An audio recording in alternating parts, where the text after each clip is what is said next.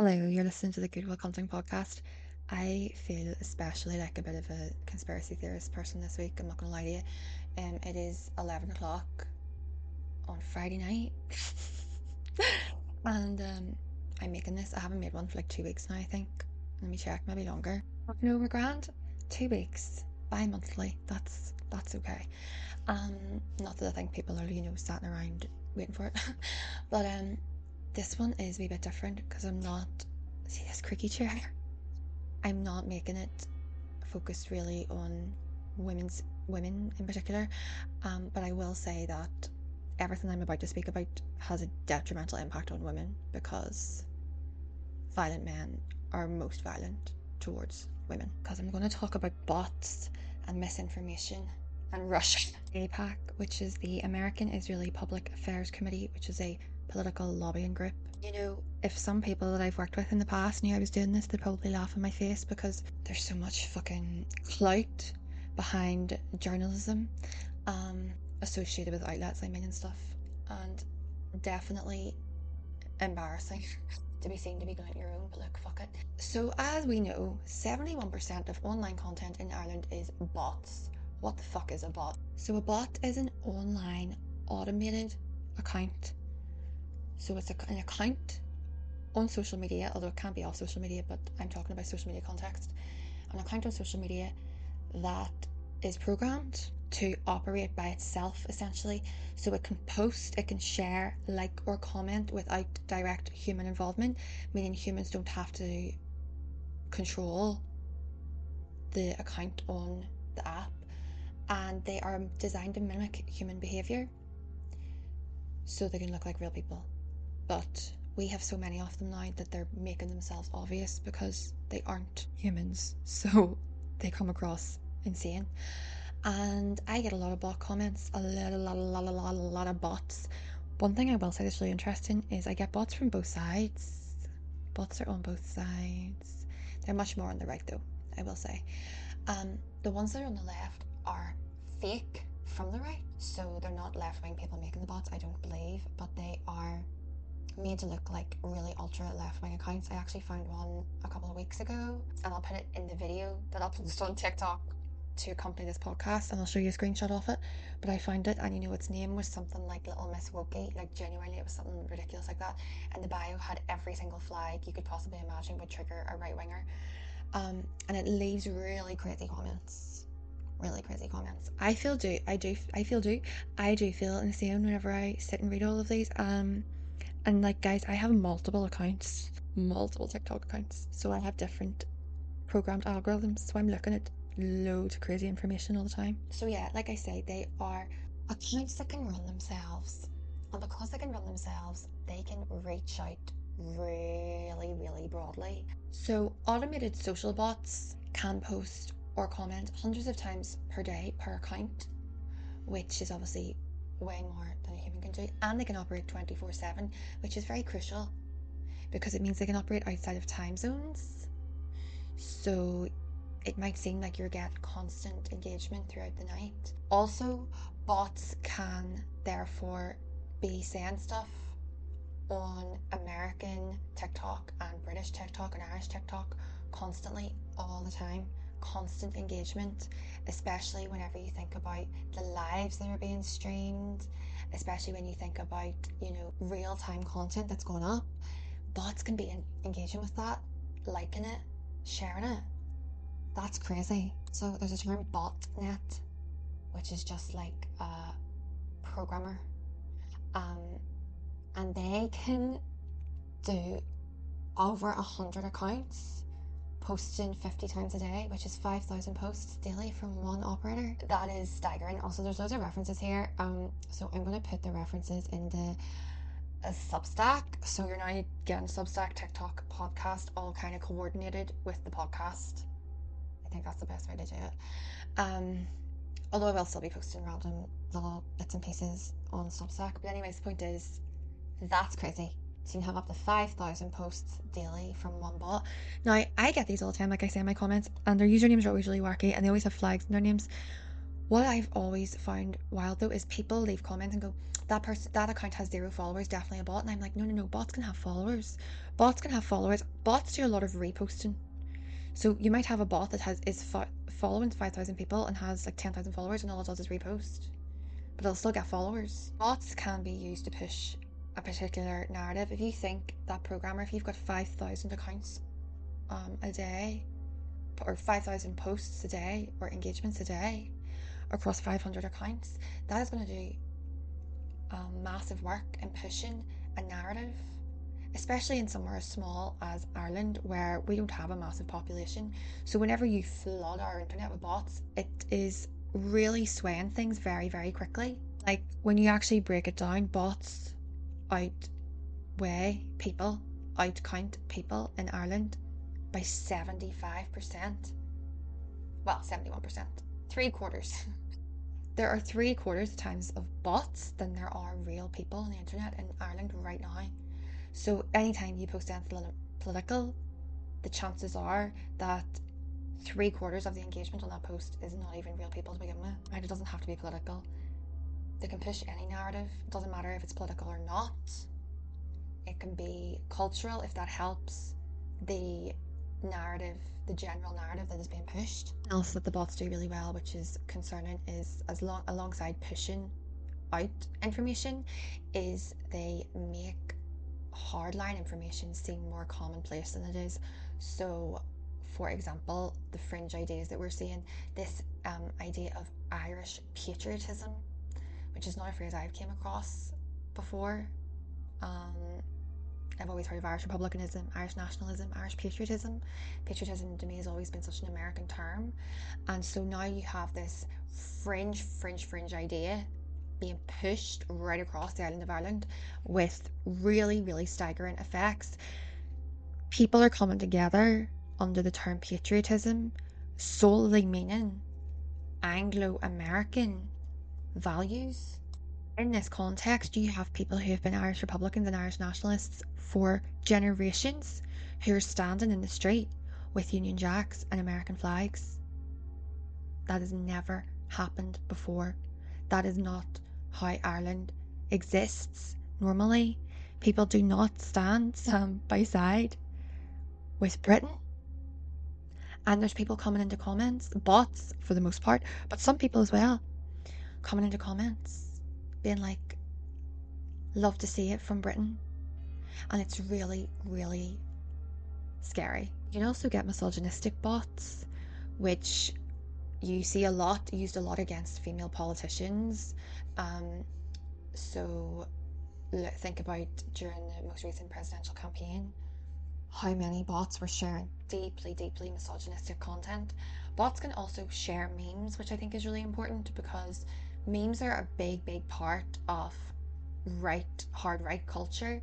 I actually joined Truth Social during the presidential election to see what these people, these pro-Trumpers, are consuming, and it's almost entirely meme content, and it's loads of crazy memes, like there'd be a picture, like dead ass, there'd be a picture of like an eagle flying. Well, I mean, you all saw that picture of the Trump being shot.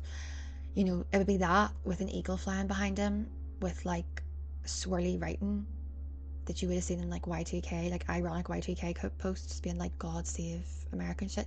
Like it's really, really meme heavy. So a lot of these accounts are sharing memes as well, and misogynistic memes at that. And so yeah, that's what a bot is.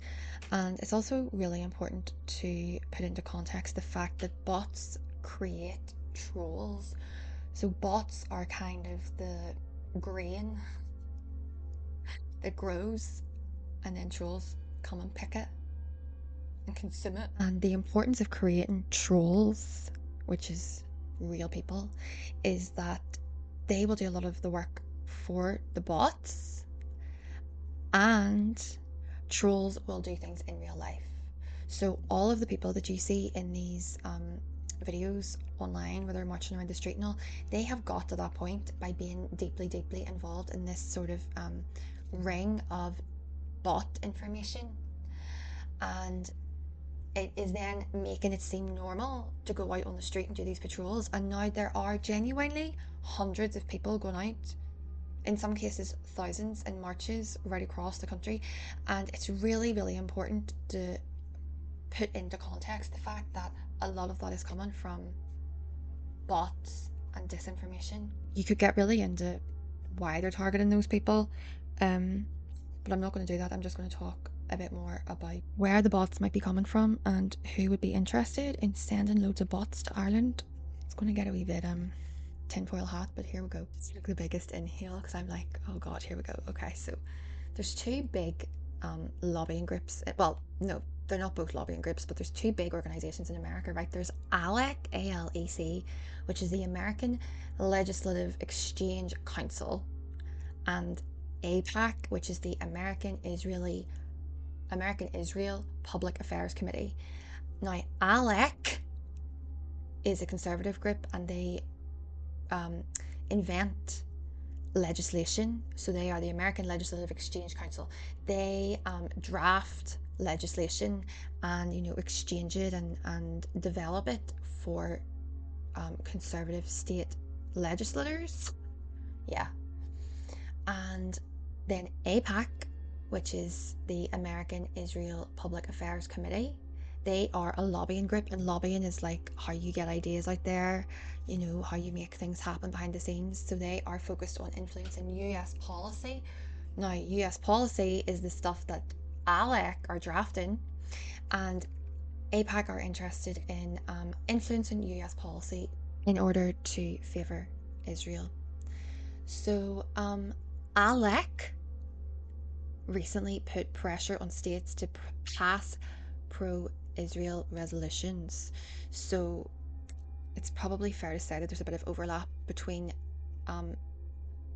ALEC's legislators and APAC's, sounds like a rapper, lobbying, right? So APAC are probably lobbying to change the mind, well, not change the minds, to convince ALEC type state legislators, politicians, to introduce things that would be favourable for Israel. So that's just to kind of set up these two groups whenever I'm speaking about them. So APAC are extremely wealthy, right? And lead on a lot of different policy decisions that are made in America. A huge proponent of the bot activity in Ireland is pushing Ireland away from being an inherently pro-Palestine state.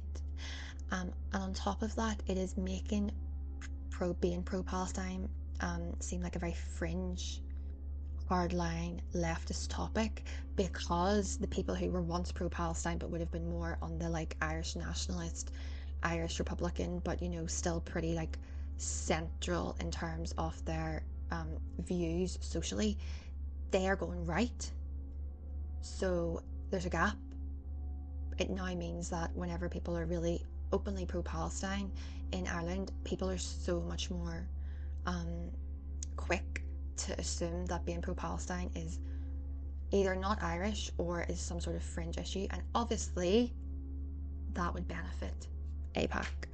Now, bots, the idea of bots, and that's just a theory, by the way. That's not researched. At that point, the other stuff was researched. The other point to make is that Russia, right? So Russia came up with this whole kind of idea of social media type bot disinformation, and not just disinformation, but kind of really confusing states and making it seem like there's all these different fractions happening, making states feel very fractured. And Ireland feels very fractured right now. And Ireland hasn't always, Ireland itself, I mean, Northern Ireland, God, yeah, of course, but Ireland itself hasn't always had this really, really, really extreme fracture. And obviously, I appreciate, like, within the government, there's, various different parties and whatever, but I'm talking about kind of the cultural landscape and how people feel towards each other on the daily. There's not been this level of sort of, like I say, this Irish patriotism. That's not really a phrase that I've heard of before. And when you look at the North, the type of patriots that we have there, the loyalists who would also use this language, they have Israeli flags everywhere. There's Israeli flags on the flyover by Kilcooley. I don't know if they're still there, but they were there this week. Two big, massive Israeli flags, and they've put out the Protestant, I believe they're called the Protestant Boys of Bangor. Don't quote me on that, but something like that, have put out a statement saying any pro-Palestine sentiment in this area will be met with, you know, hostility or whatever. Um, so make no mistake that there is a very strong pro-Israeli sentiment to a lot of what the bots are sharing. Um, and I actually saw the other day quite a lot of um, accounts which have in it the Irish flag and the Israeli flag, which anyone in Ireland will know is a crazy thing to see. The Irish Times did an article last year, July 2024. It was Chris Horn wrote it, and he ended that article with, is it time for a national initiative to investigate why Ireland is home to such an extraordinary level of bad bots? Yes, it is. Yes, it is. And nothing has, well, as far as I can see, nothing's been done about it. To be honest, I also don't really know what type of legislation could be introduced because it's online, it's in the ether. But it is really, really scary. And also, we have to remember that Ireland is home to all of so many of these big tech headquarters within um, Europe. Not only that, but Ireland is running out of water while feeding these monster computers, but that's not the point here. I made a video on TikTok the other day, and I was talking about my friend who, well, I wasn't talking about her, but I was mentioning that my friend works on Russian disinformation. She's Polish. I worked with her in my, I was about to say my job. I worked with her in my last job. I worked on Ukraine, but she worked for like the side of the organization that was in Ukraine, like worked in Ukraine. And so we were talking about Russian bots, and I was like, what reason would they have to be so obsessed with Ireland? And she was like, it's values. So bots, not bots, Russia wants global values to be aligned with Christianity, being anti-LGBT, being right wing, being traditional. They call it traditional values. They want, women to be women and men to be men. Um, and that is kind of the Russian value system. And as long as bots are feeding those values, it doesn't really matter to Russia whether they're on the left or the right in, Europe or America. It doesn't really matter to Russia. So I was like, so would it be Russia that's involved in Ireland? And she was saying it can be a combination. It can be Russia has driven this sort of wave of disinformation, and then, APAC and the American kind of pro-Israeli bodies have picked up on that. It could be they're all working together, they could be APAC could be inspired by Russia. It's really hard to tell, but it's very clear that we are being targeted for very, very particular social and political issues. Um, and like I say, I've been consuming some of this right-wing content, and so much of it is really laden with conspiracy theories. I have been obsessed with conspiracy theories for like years. I love like John Ronson and Louis Theroux, and so much of it is laden with conspiracy theories. One of the theories is that there's this thing called Project 30, and they think that it's going to be introduced in Ireland. Now they talk about Project 25 a lot. The left and the right talk about Project 25, which is this American conservative project, but they're talking about this thing in Ireland now, Project 30, and people believe that the tech companies are introducing like driverless cars so that they'll be able to bring the country to a halt. They also believe that the immigration of men is because there's going to be a global war, and they're bringing in paid soldiers, and I'm not even joking. Like I saw a video about this last night. So they believe all these mad conspiracies, and every single thing that the government does reinforces these conspiracies to them. They're also incredibly anti NGO. Now I do have my own issues with NGOs because I've worked in them all, and I've seen a lot of corruption there. But I don't believe in the eradication of them, nor do I think that NGOs are some sort of like I don't know what these people think, to be honest, some sort of left wing grooming ring or whatever. So yeah, it's a hot mess. That is what I think is happening. I think that it's Russian techniques with the input of America and APAC. And also bear in mind as well, Britain is now in the pocket of them. Like Keir Starmer, I've been saying for years, is a Tory plant. Don't even know if he's a Tory plant now. He's a fucking American plant. But I mean, he really is a wet wipe. He's a wet wipe beyond all wet wipes. First time in my life ever that I didn't vote in that recent election. Because I was just like, whoa, like I would vote in Ireland. I'd never miss an election in Ireland, but here I was like, there's neither of these parties want my vote, or deserve my vote. But I will say that I'm definitely voting for Jeremy Corbyn and whatchamacallit, Zara Sultana's new party, because let's go.